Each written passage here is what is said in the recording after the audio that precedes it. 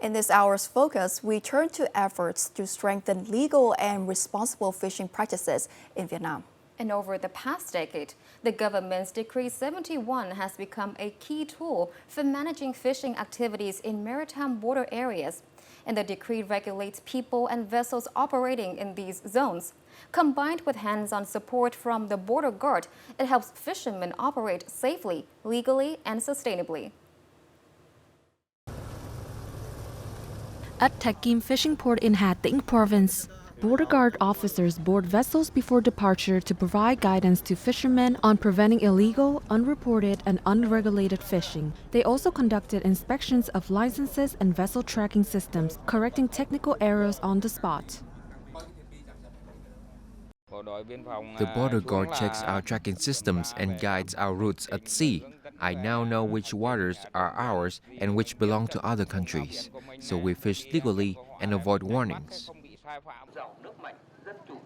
Beyond on-site support, Hà Tĩnh authorities have developed a digital management system to monitor vessel movements entering and leaving ports.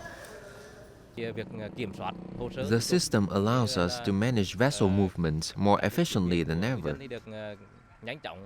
Hà Tĩnh currently has nearly 4,000 fishing vessels.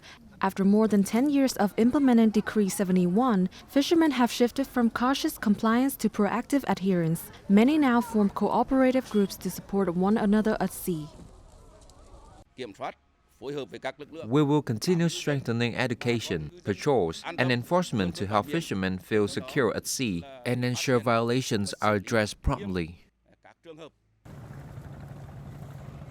These combined efforts have transformed fishermen's attitudes towards responsible fishing.